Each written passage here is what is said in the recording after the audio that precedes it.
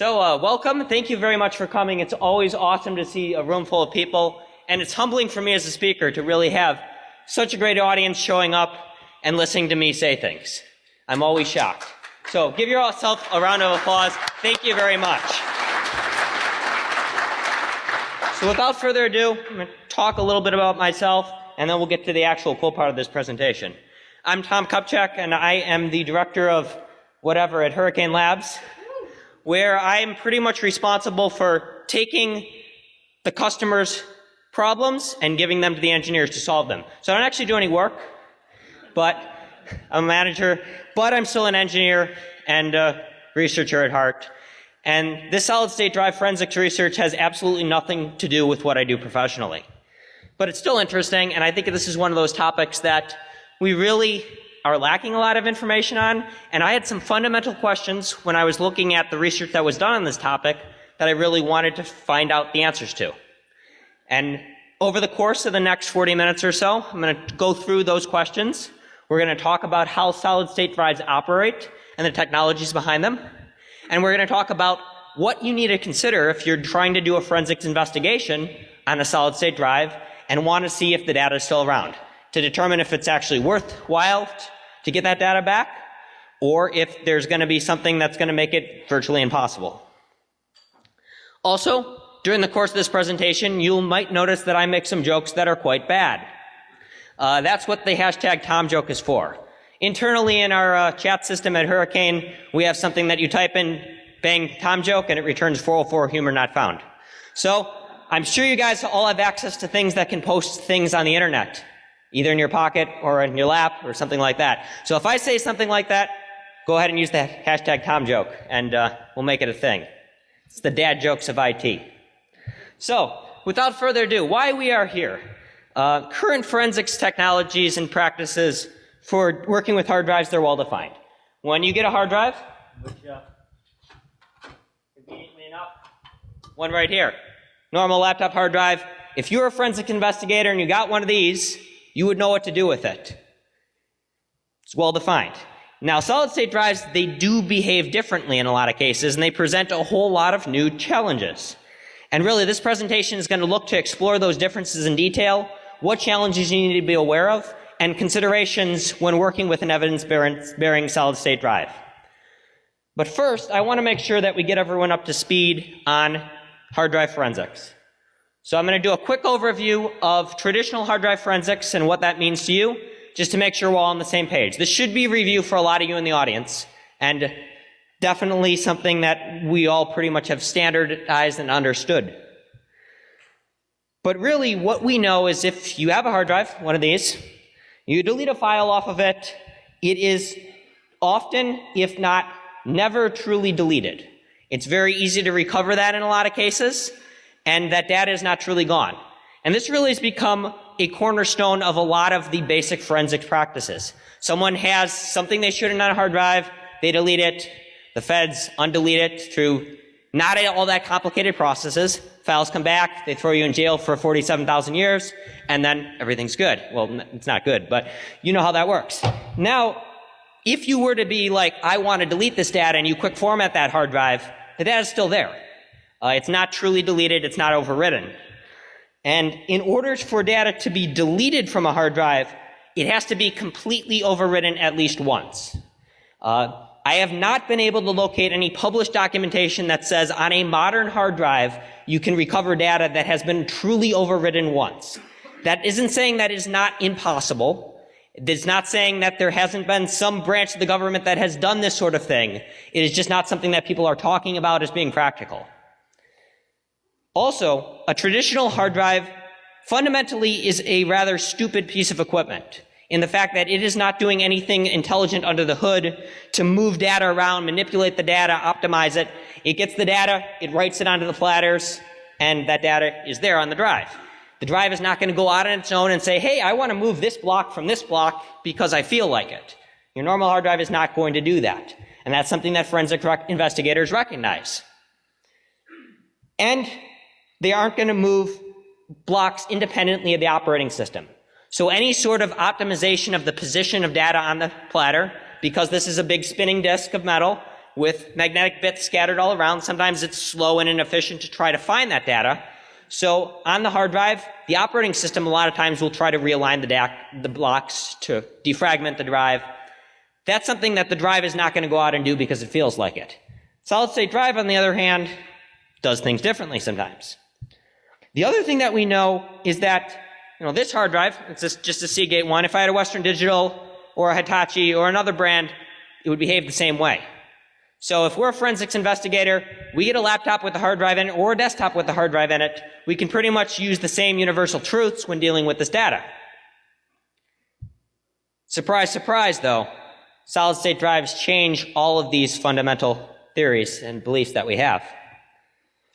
So in order to talk and to understand about solid-state drives, I want to talk about how these drives are constructed and talk about flash memory. So flash memory is really the replacement and the equivalent of the magnetic platters in a hard drive. So I have an example SSD that doesn't have a cover here, and over this sticker, of course, there are a bunch of chips that are flash chips. That's where the data is actually stored on a solid-state drive. And basically, these chips have a number of capacities. They have different amounts of data that can be stored on them, and the drive is composed of different amounts of these chips in order to reach the capacity. So if you have a 32 gig chip and you need to have a 256 gig SSD, you'll have 8 of those chips that are all together. And the way that those chips work together in an SSD is by using the controller. And the controller is basically the heart and the brain of the SSD that makes the flash memory actually receive data from the operating system, and it makes the SSD look like a normal drive to the operating system, because the operating system doesn't really care what it's writing to as long as it looks like a hard drive, solid-state drive or otherwise. So that gap between the controller here on the back of the drive and the flash memory, that's often referred to as the flash translation layer, or FTL. Obviously, physically, these drives look very, very different. Your hard drive has the spinning platters. It's more like a record player with metal and magnets instead of needle and scratchy noises. On the solid-state drive, you have the controller and the flash chips, no moving parts, completely solid state, as the name implies. In terms of flash memory itself, the architecture is divided into different types of flash chips, and there are different types of technologies for this. There's technologies called single-level cell, SLC, and MLC, multi-level cell. And they're actually even expanding to make this more in-depth, where you have a third level. Most of the ones that you see on the market right now, least expensive ones are the MLC. But as we go to the triple level, costs are going down because the more data you can store in a flash chip. Now, on SLC, it's just a 1 or a 0. In the MLC, you have varying levels of charge. So if it's a 0, it's a 0, 0, it's a certain level of charge. If it's a 0, 1, it's a different level of charge. If it's a 1, 0, and a 1, 1, different levels of charge. Obviously, this is a little bit slower because you have to have a more precise level of charge as opposed to an on and an off. So there's performance trade-offs with this. But the cost does go down because you're basically doubling or even tripling the amount of data you can store on the same amount of flash. And one thing that always gets me is that a blank cell is represented as all by ones. For whatever reason, I think it would be zeros, but in the case of flash memory, and the engineers among here can tell me why, but it's all ones. Just in case you have SSD trivia that comes up any day. In terms of how a flash structure is actually architected, the page is the smallest unit of addressable flash in a flash memory cell. And pages, they cannot be overwritten on an individual block by block or byte by byte basis. The entire page has to be refreshed. So you can write data into a page that has free space, but if you need to return that page to the pool of available pages, that has to be done separately, because there's risk that by doing that, it's electrically complicated and time intensive in terms of computing time, that you're basically running into a situation where you might modify or lose data, and that's bad. So only entire blocks are erased at a time.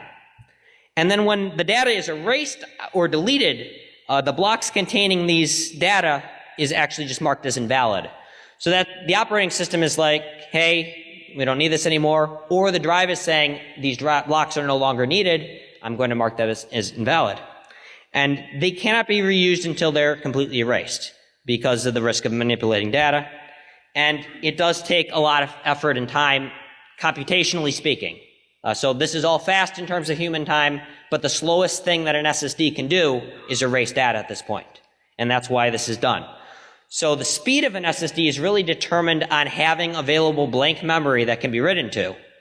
And in order to do that, the controller has to ensure that there's as much of a pool of free flash space at any given point in time. The other thing that we need to be aware of is flash wear.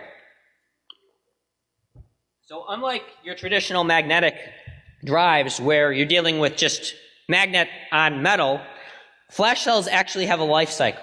And there's a limited number of times that they can be written or overwritten. And the wear can be uneven across the drive depending on how that data is used. So you think about how an operating system works. There are things that are almost never going to change, like your static operating system files, for example, are pretty much going to be written when the OS is installed, maybe updated as part of a patch or something like that, but very, very rarely are you going to see those files change. Whereas your log files, for example, might be something that are continuously being written to, continuously changing and continuously being modified. And that's going to be a high level of wear on the disk. And if the drive didn't do anything to deal with that, you might run into a case where that part of the flash that has your log directory is going to be constantly and constantly written and wear out sooner. Whereas your OS section is going to just be chilling there, like, what's up? I don't know what's going on here. So the way that the solid-state drive controller handles that a lot of times is it's going to move data between those blocks in order to make sure that that wear is even. And that's the concept of wear leveling. So when we go back to the solid-state drive controller, that is really the heart and the soul and the brain and whatever other human analogy you want to come up with of an SSD. And from the perspective of the operating system, that's what makes the SSD look just like a drive. And it doesn't have to worry about how to speak flash memory or anything like that. That's all hidden to the user and in turn to the forensics investigator. And all of the managing, reading, writing flash cells is something that the OS doesn't worry about. And also all of the more advanced wear leveling features that are part of the SSD are going to be handled by that controller as well. So controllers are really an interesting aspect of the whole solid-state drive composition, because there are so many different types of manufacturers that create controllers and different controllers, and even individual firmware revisions inside of an SSD can really depend on how the drive behaves. There are cases where a solid-state drive behaved very differently or had a flaw that was actually fixed because the vendor produced a new firmware patch and that modified how the drive behaved without having to make any changes. So it's almost like the Tesla of storage, where they just push out a patch and all of a sudden your car drives backwards. So some controllers, they include additional optimizations, including deduplication, where if you're writing the same thing to the flash memory, it's only going to actually write it to flash once and reference it through the controller as these two files hit the same spot of flash. Now, this isn't like traditional deduplication inside an operating system where it gives you more space. In terms of what you can actually see as the user, it's the same size solid-state drive. But in terms of the flash that's actually being consumed from the perspective of the controller, it's a smaller amount of data. So this reduces flash wear more than anything. That's something that's pretty much transparent to the user in a lot of your SSDs. And then drives also do garbage collection proactively to recycle flash blocks. And this is really more of a performance thing than anything. And really that comes down to, like, the drive needs to know when the data is invalid and when it can recycle the flash blocks. So how does it do that? Well, think about computing time again compared to human time. Now, in terms of when a drive is actually doing something, reading or writing, on a computational scale, it's very, very infrequent. So it might seem to us humans that computer's always doing something. But really, it's like, okay, the person hits a key. Now I'm going to wait for a really, really long time. They hit the next key. Okay, I'm bored. So when the solid-state drive is bored, it does other things. So the idle time is really good for performing garbage collection type techniques. Optimizing the drive behavior, relocating flash cells to other sides of the drive to level wear, or to do garbage collection techniques to free up flash so that you have good performance. So as you can see, these solid-state drives are sentient. They are going to be taking over the world, one computer at a time. So your laptop, you better watch out. This SSD is plotting against you. So where we actually come down to how the drive actually knows what to do a lot of times, though, is the trim command. So this is an ATA command that's implemented through the SATA bus, and it basically is the way for the operating system to tell the drive controller when data is deleted. So basically, instead of the SSD trying to figure out when the data can be deleted and when that data is invalid, the OS proactively notifies the controller, and the controller is like, okay, I can just wipe these. And that really frequently accelerates the garbage collection process, and that's definitely something I'm going to demonstrate as part of this forensics demonstration.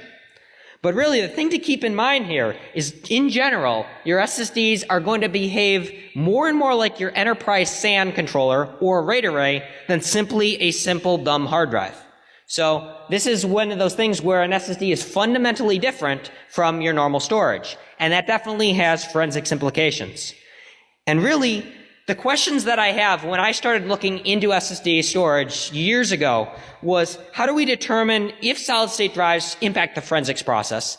And really, what are those actual impacts? I had a lot of questions along the lines of, like, if we delete a file from an SSD, people are saying that it might be different, but what are those cases that cause that? And when can I say, yes, that data is going to be there, or no, it's not? How do we standardize that? How do we come up with a framework for understanding that?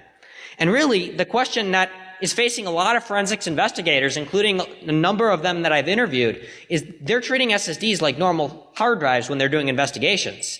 And really, if you're looking into this data as someone who's an investigator and not understanding the implications, you have a high chance of not getting what you expect from one of these drives without knowing what you're looking for. And you could be wasting a lot of time while trying to do this. So there has been some previous research that has been done on solid-state drives and the forensics implications. A lot of this research has looked at the fact of filling an entire SSD with the same string of text and trying to see when that part of the flash is manipulated. And fundamentally, there have been a lot of studies that have shown, yes, there are some changes that happen. Data is destroyed. But none of the research that I could find was really looking at this across a wide pool of solid-state drives in a very painstaking, here's a file, I delete it, what happens? Which, in my mind, that was the simplest brain-dead question that I had for when I was trying to look at this research. So if I delete a file, is it gone or no? Which really I think is a good question to really start out with. So my research represents really, from what I could find, one of the most comprehensive studies of the recoverability of deleted files from solid-state drives to date. So I had a pool of SSDs that we're going to go through, and 11 different two-part tests that really built on each other to trigger subtle differences in SSDs to really understand when data is deleted, when it can be recovered, and why. And really, it's primarily focusing on deleted file recoverability, because that's what, at the basic, a lot of the law enforcement forensics at the lowest possible level really ties into. So without understanding the basics, we really can't go further. So the purpose of my research was really to comprehensively study the impact of solid-state drives on the forensics data acquisition and investigation processes, and really look at it from, and if I'm doing current forensics practices against these drives, are they valid? And can they be used all the time? Can they be used none of the time or some of the time? What cases are they okay? And really to determine if the traditional forensics approaches are sufficient. All of my experiments for this research were designed to build on each other. So every possible change that I could do for this were intended to be the smallest possible difference. I'm really trying to minimize all my variables as much as possible, and really incrementally try to trigger certain differences that I've seen or read about as options for causing an SSD to behave in a certain way. And really every test was two parts. One was a deleted file test, where I would have some type of file on an SSD that was deleted.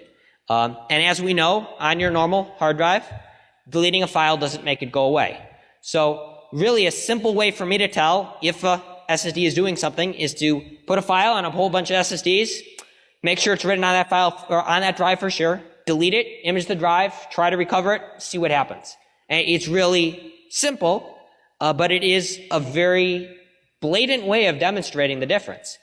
The next part for every test was a quick format test, where I would quick format all of the drives and try the same recovery, including file carving techniques, because that's typically necessary when the file system's gone. And fundamentally, that really demonstrated even further differences. So the other thing that I learned as part of this research is trying to image a whole bunch of SSDs for a bunch of tests is really, really boring and annoying. So when you're dealing with hundreds of gigabytes of drive imaging over a USB 2.0 write blocker, it's really slow. So all of these tests, they were designed to isolate different variables. Some of the variables that I wanted to test were trim state. So this could be done in a number of different ways. Since trim is something that's an ATA command that is only passed over the SATA bus, it's something that you can basically control the state of by having a SATA bus or not. So if you connect a drive via USB, it's not going to pass the trim command just because that's basically going to block that from happening. Operating systems, you can turn trim on and off. In Windows 7, for example, there's a command line parameter for doing that. There's also operating systems that just natively don't support trim. Windows XP is great, but it natively doesn't support a whole lot of other things like, security. So obviously there are hopefully not too many people using that, but it's something that you might see because there are plenty of agencies that are still using XP for different sorts of things, unfortunately, and makes all of the security people cry.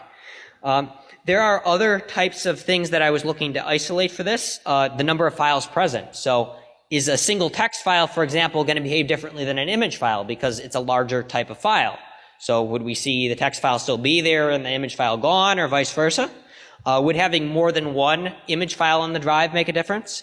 Or if I deleted a file every minute over the course of an hour, would some of the files be there and some of them be gone? Or would they all be gone? Or would they all be there? All those different types of variables are what I was looking to try to isolate. So let's get to the drives that I was using for this testing. I ended up using 7 different drives, 6 SSDs and 1 control drive. And all these drives are really picked for specific reasons to try to understand different controller types or different manufacturers to understand how they behave. So my control drive was just the Seagate normal hard drive that you would find in any laptop. Since laptop drives or normal hard drives are going to behave pretty much the same way either way, any control is pretty much as good as any other for that. Then in terms of the other SSDs, I had these handful of ones. So I had a Crucial SSD. This one has firmware that's written by Crucial on a Marvel chipset. So they handle all the software in-house for this drive, and it's not based on a third-party controller. Likewise, the same for Intel, who also has their own controller. And both the Crucial and the Intel controllers are different, so I was looking to see if those would result in any different behavior. Then we had the OCZ and the Patriot, which actually both have the same controller, and they're just different manufacturers.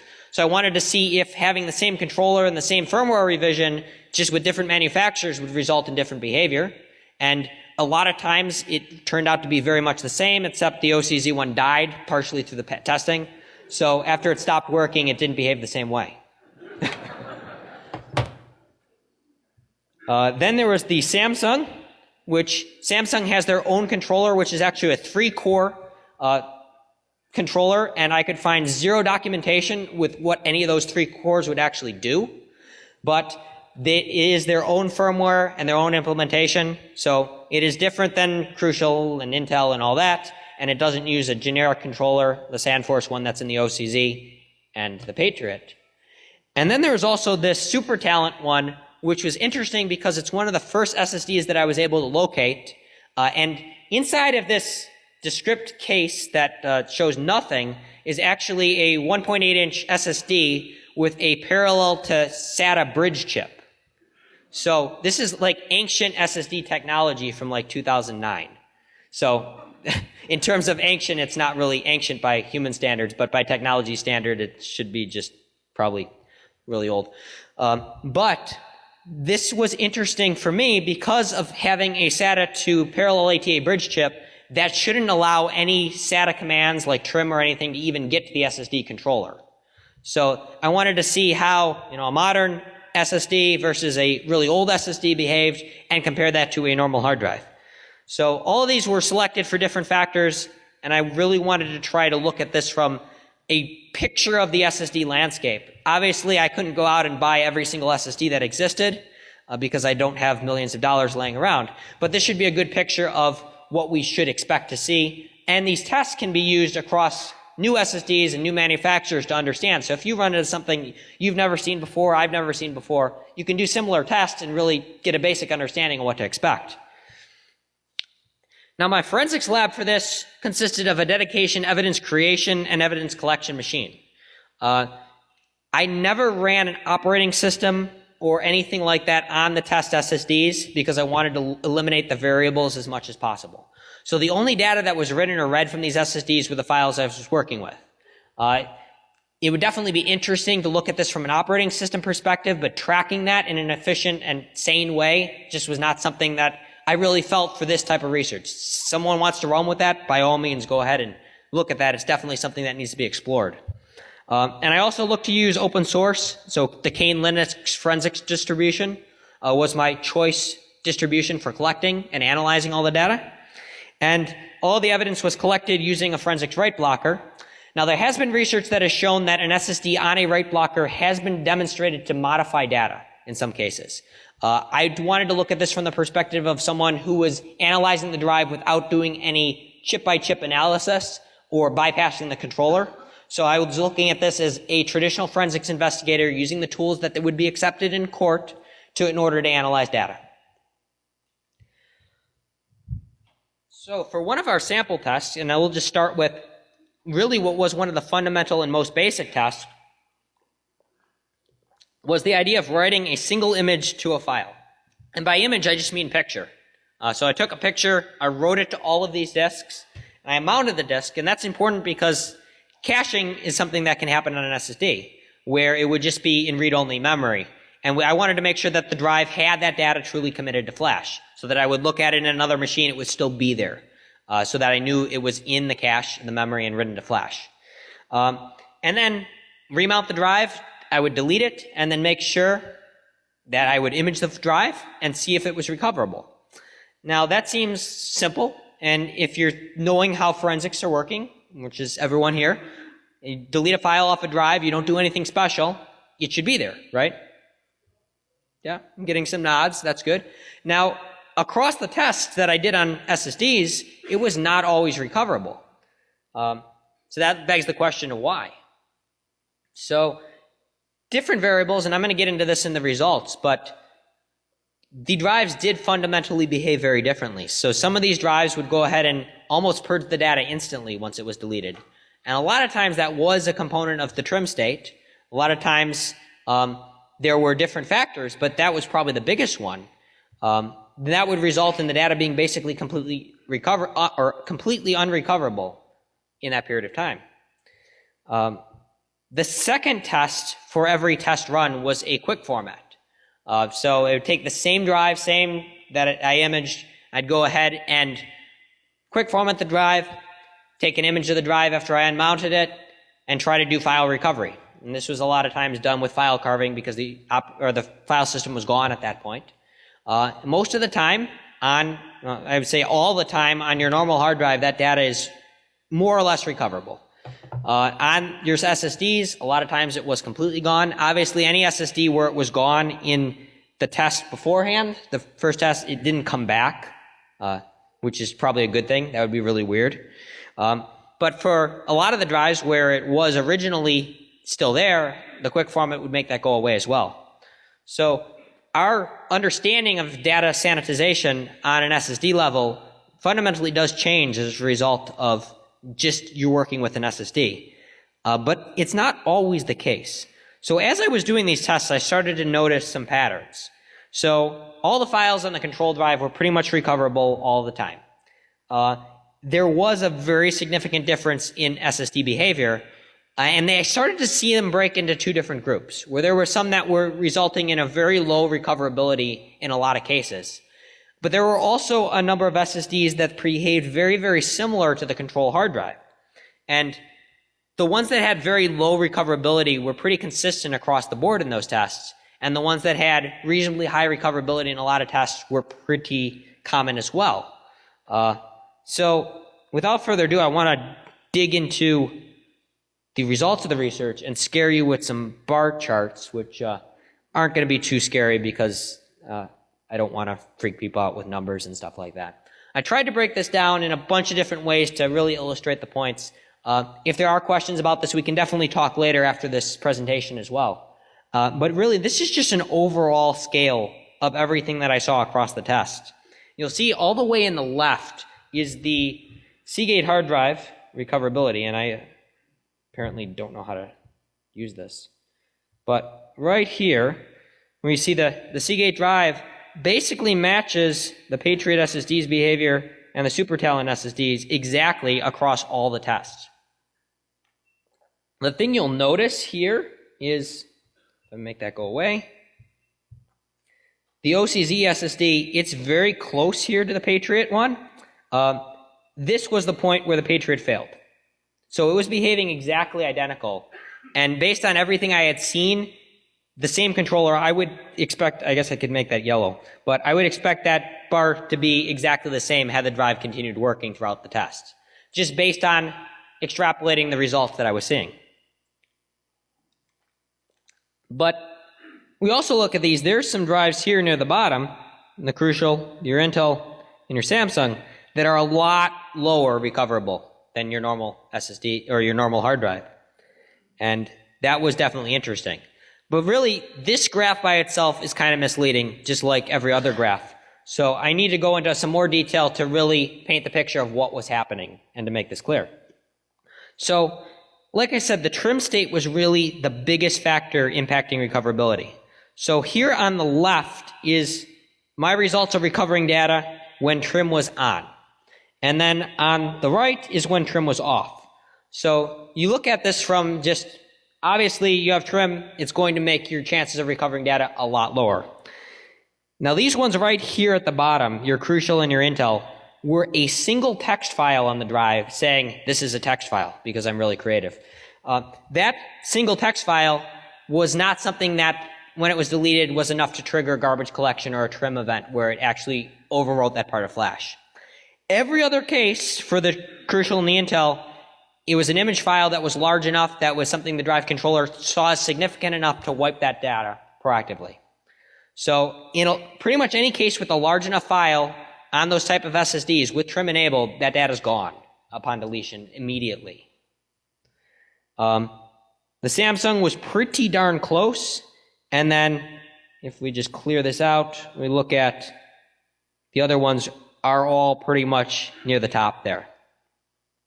If we look at when trim was either turned off, unavailable because the operating system or the bus that I was using for testing the drive, it was pretty much a case where a lot more of a level playing field, where yes, your Intel and your Crucial here were pretty similar to what they were before at the bottom, and even your OCZ, I guess that is kind of an anomaly because of how it was behaving.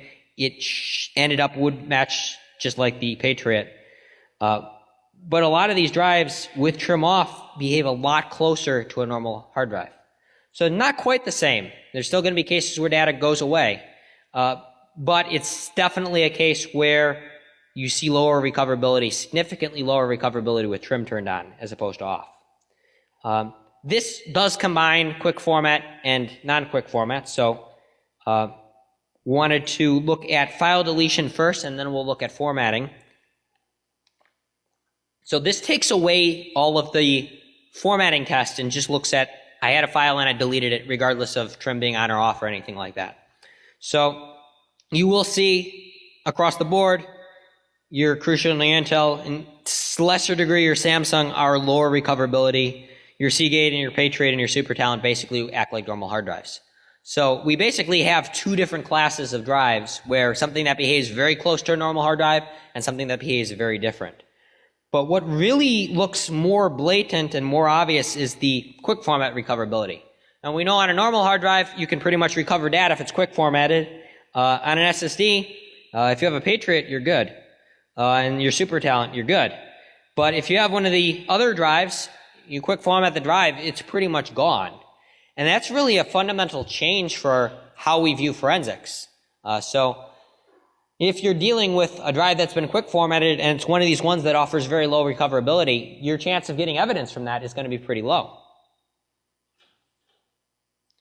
So really, general observations for here is that solid-state drives, they can't be considered to behave the same or identically to traditional hard drives from a forensics perspective.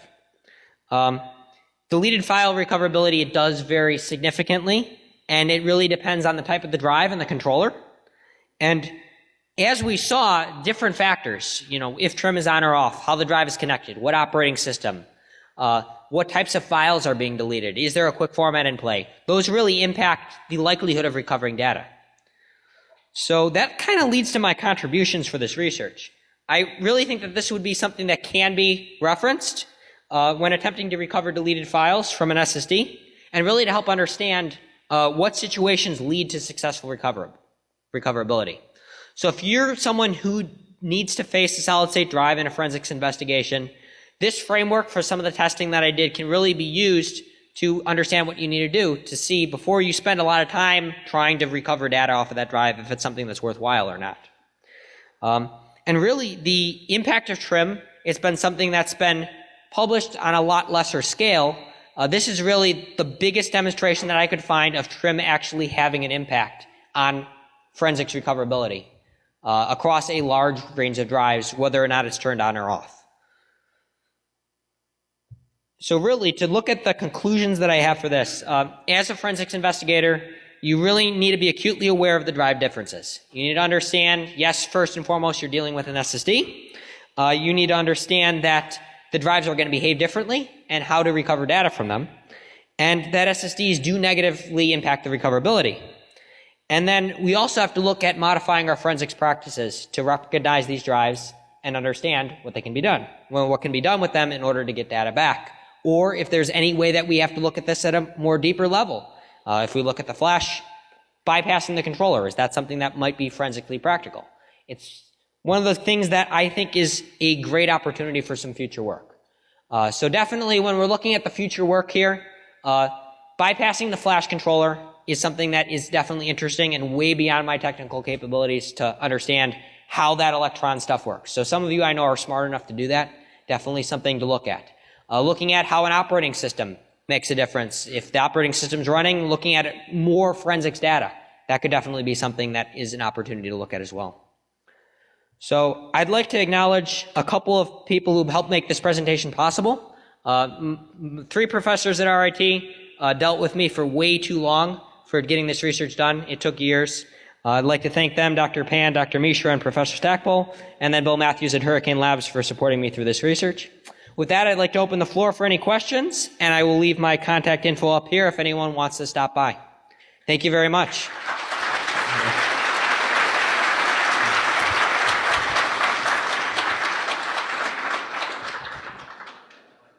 So, yes, over there. Is there a way to tell whether when you get the computer, whether or not the trim state is on or off? Okay, so the question was, is there a way to tell when you get the computer whether the trim state is on or off? So that is something that's configured in the operating system. So you would have to look at the operating system first in order to do that, which of course has forensics implications as well. So one of the ways that I would suggest maybe doing this is to image the drive first, and then you can actually use the image copy as a way to interrogate what's going on. That way, if you modify it, you're not causing any problems with the original evidence. Is it in, like, registry for Windows? It is something that you can run just a command, like on a Windows system.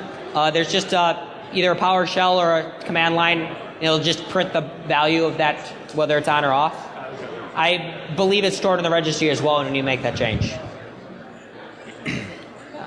The next. I was wondering, do you have any indication of how other buses like M2 or PCI Express or SAS would respond?